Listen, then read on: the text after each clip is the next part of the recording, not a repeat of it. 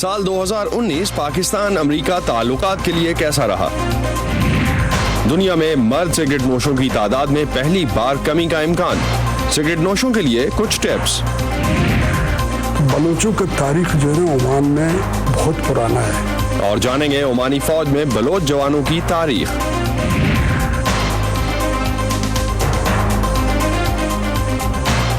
Voice of America के Washington studios में खुशामदीद। आप देख रहे हैं व्यू 360। मैं हूं असदुल्लाह खालिद।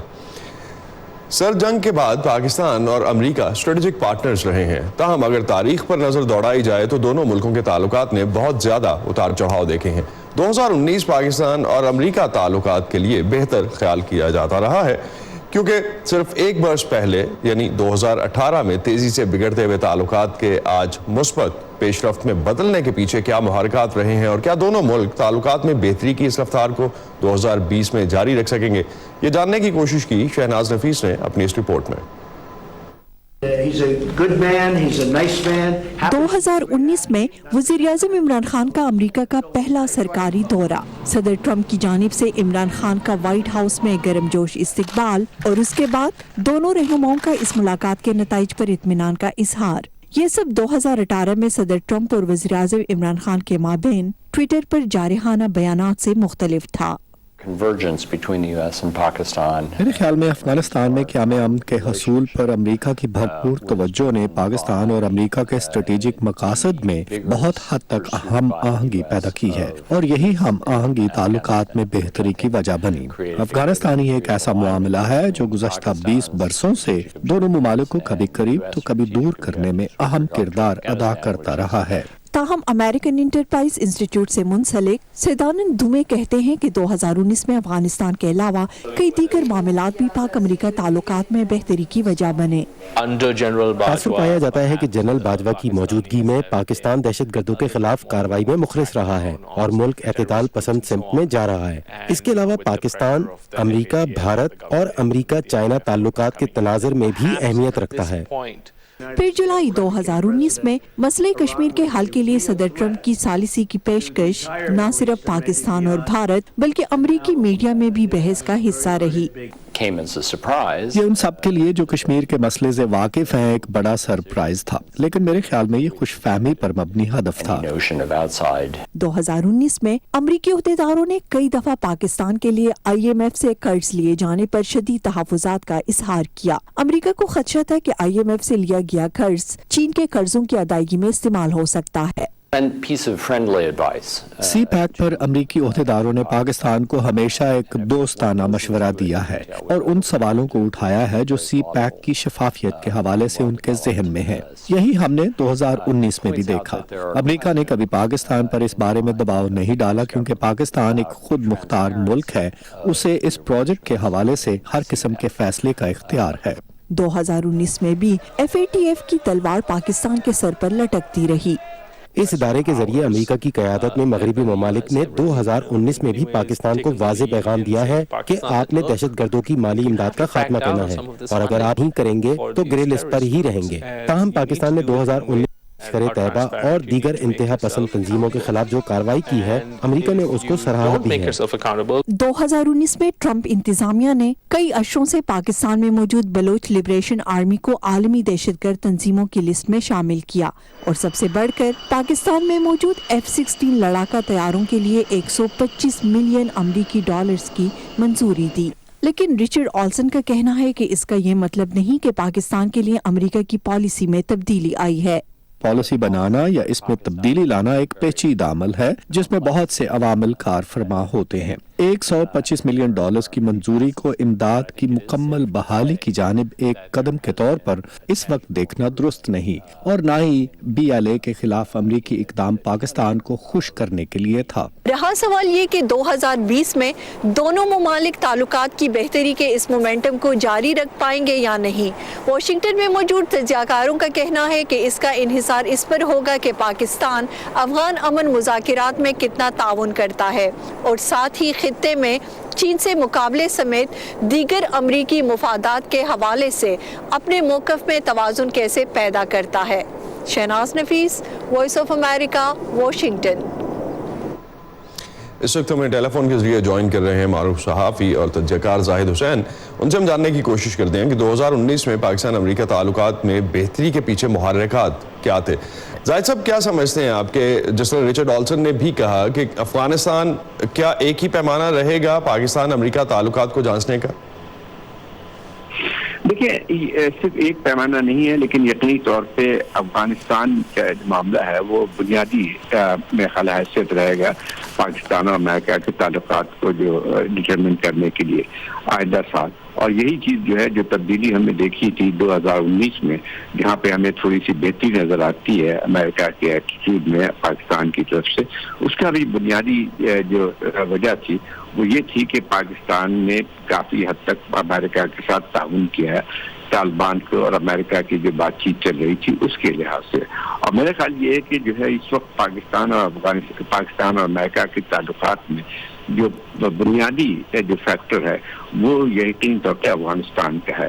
اس وقت امریکہ کی خواہش یہ ہے کہ جتنی جلد از جلد ہو سکے امریکہ افغانستان سے اپنی فوج کو پوری طرح ہٹا لے یا اس میں کمی لے کے آئے. اور اس کے لیے ضروری ہے کہ کوئی ایک سیاسی حل ڈھونڈا جائے افغانستان میں, کیونکہ جو ہے پچھلے تقریباً 18 سال سے جو جنگ جاری ہے اس میں یہ بات صاف ظاہر ہو گئی ہے کہ ملٹری کے ذریعے وہاں پہ افغانستان میں امن نہیں لے آیا جا سکتا ہے. وہاں ابھی جنگ میں شدت بھی آئی ہے. تو آئندہ بھی جو اگر ہم دیکھتے ہیں کہ جو پاکستان اور امریکہ کے تعلقات میں جو بنیادی فیکٹر رہے گا کہ کس حد تک دونوں ممالک تعاون کرتے ہیں یا پاکستان امریکہ کے ساتھ تعاون کرتا ہے وہاں پہ طالبان کے ساتھ مذاکرات کو آگے بڑھانے. زاہد صاحب, ایک چیز اگر ہم اس میں ایڈ اپ کرتے چلیں, ان تعلقات میں ہمیشہ سیکیورٹی معاملات کی بڑی اہمیت رہی ہے. کیا یہ سیکیورٹی اسٹیبلشمنٹ کے تعلقات سے آگے کبھی بڑھ کے تجارتی تعلقات پہ بھی جائیں گے دونوں ممالک کے تعلقات؟ دیکھیے, یہ بڑی کوشش بھی کی گئی ہے کہ صرف پاکستان اور امریکہ کے تعلقات صرف جو ہے فوجی نوعیت کے نہیں ہوں, لیکن چونکہ جو ہے پورا ایک اسی قسم کی ایک چیز بن کے آئی ہے, تاریخ میں یہی رہا ہے کہ دونوں کے ممالک کے درمیان جب بھی بہتر صورتحال ہوئی ہے اس میں بنیادی چیز جو ہے وہ سیکیورٹی کے معاملات رہے. ابھی بھی مجھے نہیں لگتا ہے کہ کوئی اور بھی اس کا ڈائمینشن ہو سکے گا. تو چائنا کے ساتھ جو ریلیشنز ہیں زاہد صاحب, چین کے ساتھ پاکستان کے تعلقات, خاص طور پہ سی پیک کے حوالے سے امریکہ کے تحفظات رہے بھی ہیں, ہم نے اس میں مختلف قسم کی آبزرویشنز بھی دیکھی ہیں. تو دونوں طاقتوں کے درمیان, چین اور امریکہ کے درمیان, پاکستان کیسے توازن رکھ سکتا ہے؟ دیکھیے, پاکستان نے ہمیشہ توازن رکھا ہے. چین سے پاکستان کی دوستی کوئی نئی نہیں ہے. اگر دیکھا جائے تو 1960 سے پاکستان اور چائنا کے درمیان ایک اسٹریٹجک ریلیشن شپ رہی ہے اور بہت زیادہ اس کی اہمیت رہی ہے. اور اس کے ساتھ ساتھ امریکہ کے ساتھ پاکستان کے تعلقات بھی بہتر ہوئے ہیں 2001 کے بعد. تو اس میں یہ یقینی بات ہے کچھ امریکہ کے کنسرن موجود ہیں جو کہ سی پیک کے حوالے سے ہیں.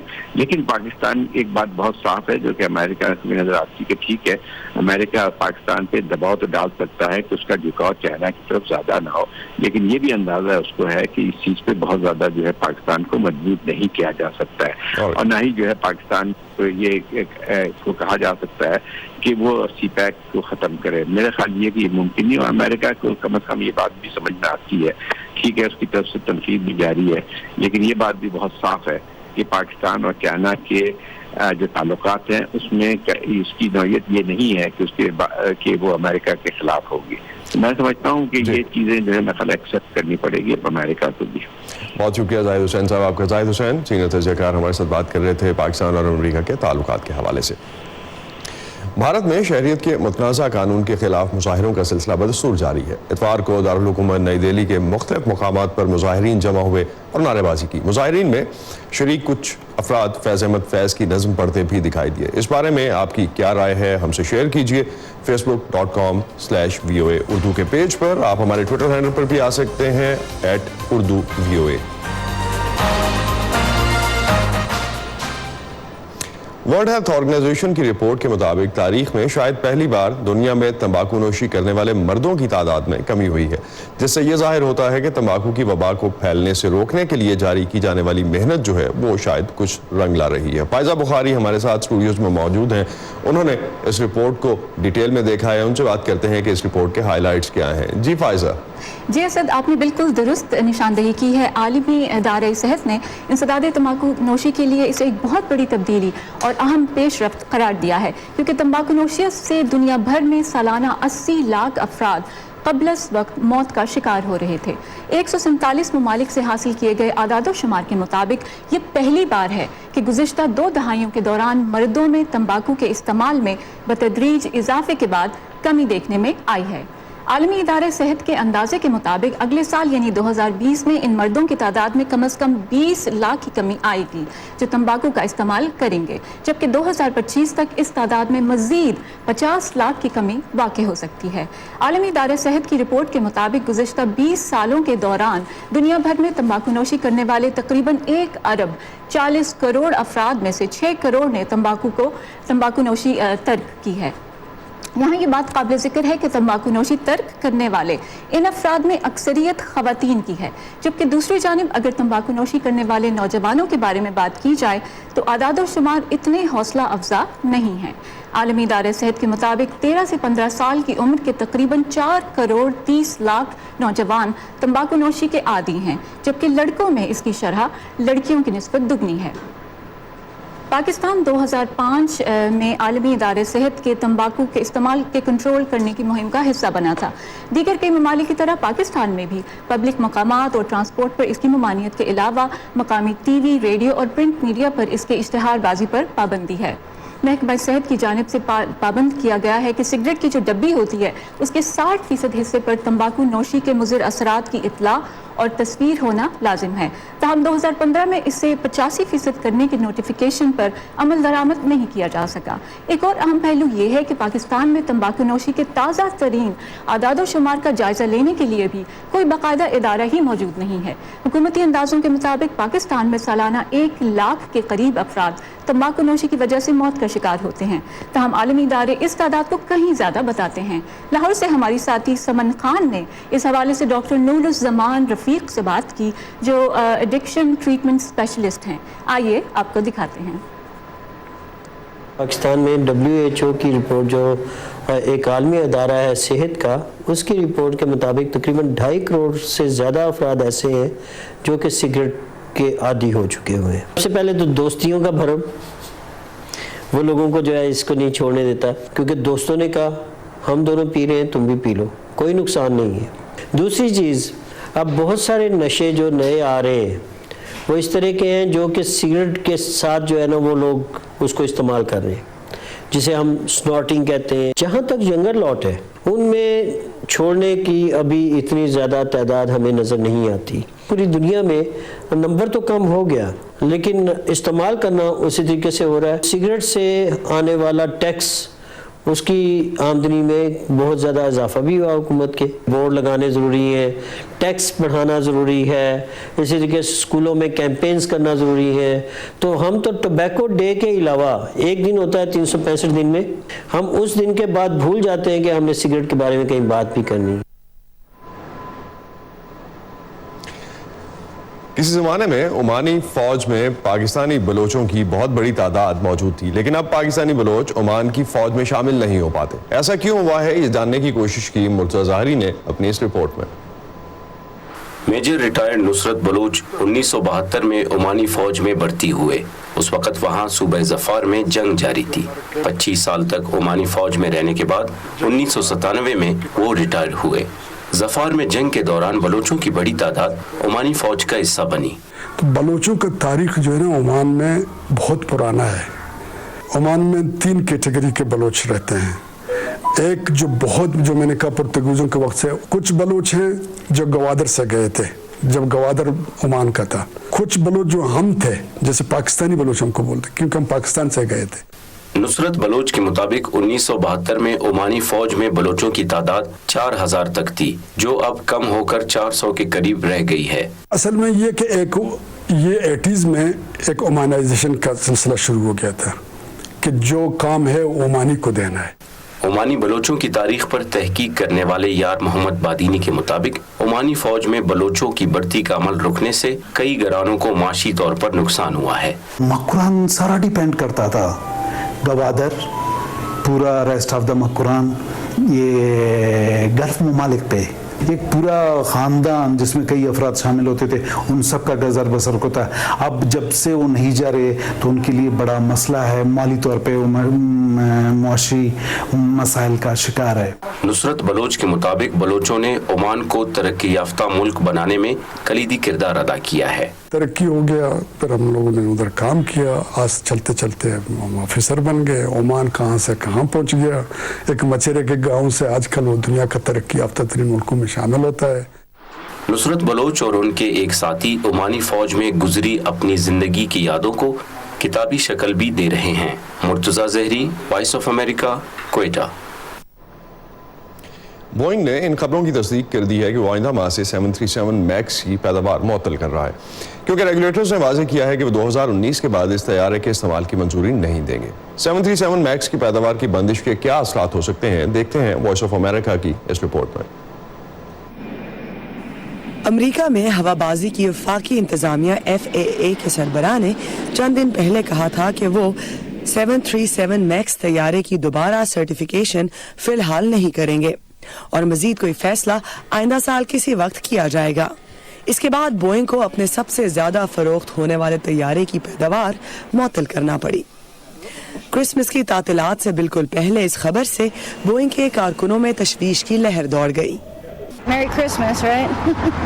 फिल वक्त कंपनी का कहना है कि पैदावार की मुअत्तली के अरसे में वो अपने 12,000 मुलाजमीन में से किसी को फारिग नहीं करेंगे, लेकिन तज्ज़ियाकार कहते हैं कि मुसाफिर तैयारे की पैदावार मुअत्तल होने से कई किस्म के मनफी असरात सामने आएंगे। मुसाफिर तैयारे की पैदावार मुअत्तली, जिसके मुतालिक हम नहीं जानते कि कितने अरसे के लिए, इसे इस्तेमाल करने वाली फिजाई कंपनियों के लिए वाकई कुछ अफरा तफरी पैदा करेगी।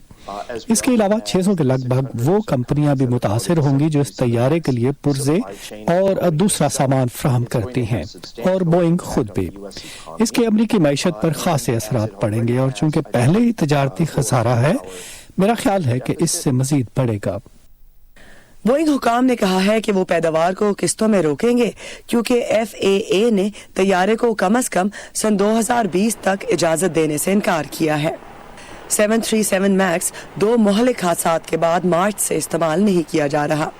इनमें एक हादसा इंडोनेशिया और दूसरा इथियोपिया में हुआ था, जिनमें तकरीबन 350 अफराद हलाक हुए। बोइंग ने बहुत से गलत इकदाम किए, जिनका आगाज तैयारे के डिजाइन से हुआ। इस बात के इशारे शुरू से मिल रहे थे कि इसकी खराबियां ठीक करने की जरूरत है, लेकिन बहुत से लोगों ने इन पर ध्यान नहीं दिया। हवाबाजी के माहिर का कहना है कि बोइंग के लिए इस मसले से निपटना मुश्किल होगा। 737 मैक्स इन सरगर्मियों का मरकज है। बहुत से कारकुनों को एक काम की महारत है, अब उनसे कोई और काम लेना और इस दौरान सोचना कि दोबारा काम कब शुरू हो सकेगा, ये आसाब का इम्तिहान साबित होगा। 2 मुहलिक हादसात के बाद मुतनाज़ा फैसलों की वजह से बोइंग के चीफ एग्जीक्यूटिव ऑफिसर डेनिस मिलनबर्ग से चेयरमैनशिप छीन ली गई थी। उन्हें दोनों वाकयात पर कांग्रेस में भी जवाब तलबी का सामना करना पड़ा। मैं यकीन दिलाना चाहता हूँ कि हम मुसाफिरों के तहफ़्फ़ुज़ मसाइल से सीखने, अपने काम से मुताल्लिक आवाम का एतमाद दोबारा हासिल करने और ऐसे हादसात को आइंदा कभी भी रूनुमा होने से बचाने के लिए मुकम्मल तौर पर पुरअज़म हैं। लेकिन नाक़दीन को शिकायत है कि उन्होंने सॉफ्टवेयर की नाकामी का एतराफ़ करने में सुस्ती की, जिसके बारे में सेफ्टी इंस्पेक्टर्स ने बताया कि वही दोनों हादसात का सबब था। दुनिया भर में पनाहगुज़ीनों की जिंदगी गुजारने पर मजबूर होने वालों में ताज़ा तरीन लहर कुर्द शामियों की है। तुर्क फौज की कार्रवाइयों के नतीजे में 2 लाख से जायद शहरी शुमाली इराक से नकल मकानी कर चुके हैं। पनाहगुज़ीनों को अपने माल असबाब पीछे छोड़ना पड़े, इसके लिए दुनिया भर से उनकी मदद के लिए दुनिया भर के लोग सामने आ रहे हैं। वॉइस ऑफ अमेरिका ने अमरीकी रियासत टेनेसी के शहर नेशविल में ऐसे कुर्द रज़ाकारों के साथ वक्त गुजारा जो मुजाहिरीन के लिए सामान इकट्ठा करते हैं। ये बेसमेंट और गैराज शाम से नकल मकानी करके इराक आने वाले पनाहगज़ीनों के लिए अतिया की गई चीजों से भर चुके हैं। सोशल मीडिया पर मदद की अपील के थोड़ी देर बाद ही दुनिया भर से हर किस्म के सामान के डिब्बे यहाँ पहुँचने लगे। They've come from countries all over the world, Norway. ये नॉर्वे और कनाडा से पूरी दुनिया से आए हैं। लगभग 240 बॉक्सेस टेक्सास की एक कुर्द तंजीम ने भेजे हैं जो इस काम में हमारी मदद कर रही है।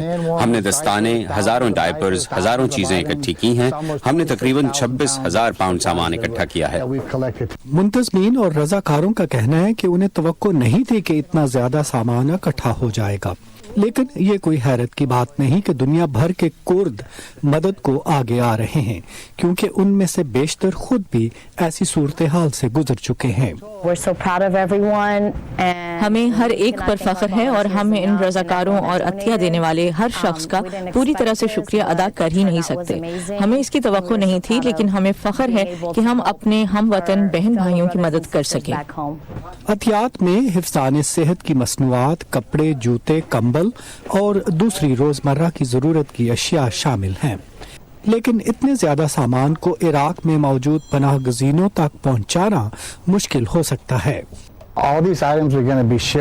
ये सब चीजें बहरी जहाज पर 2 कंटेनर्स में इराक के कुर्द इलाकों में शामी पनाह गुज़ीनों की मदद के लिए भेजी जाएंगी और इसमें 30 दिन लगेंगे। हमें उम्मीद है कि ये उन तक पहुंच जाएंगे। रजाकारों का कहना है कि ये हजारों अफराद की मदद की उम्मीद के साथ उठाया गया एक सादा सा कदम है।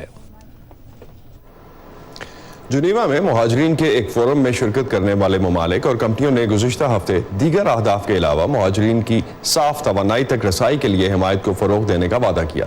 नताइज से पता चलता है कि काबिल तजदीद ज़राए मुतअद्दिद फ़वाइद पेश करते हैं, बशमूल बेघर होने के कुछ बुनियादी वजूहात को कम करने के।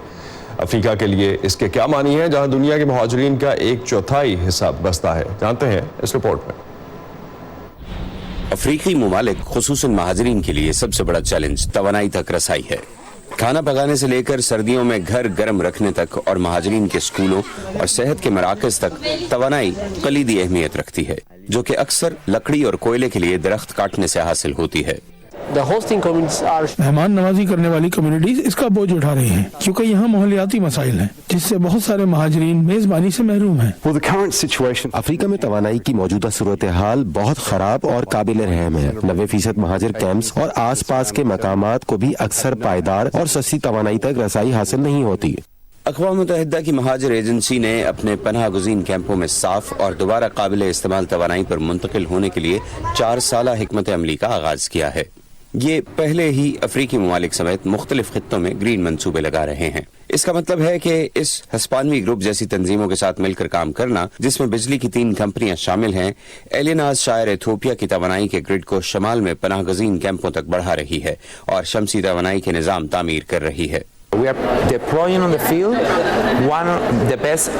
हम ग्रिड मैनेजमेंट, शमसी तवानाई और रोशनी के शोबे में बेहतरीन माहिरीन को इस शोबे में तैनात कर रहे हैं और वो इस मंसूबे को एक नजरिए से देखते हैं, तवील मुद्दती इस्तेहकाम।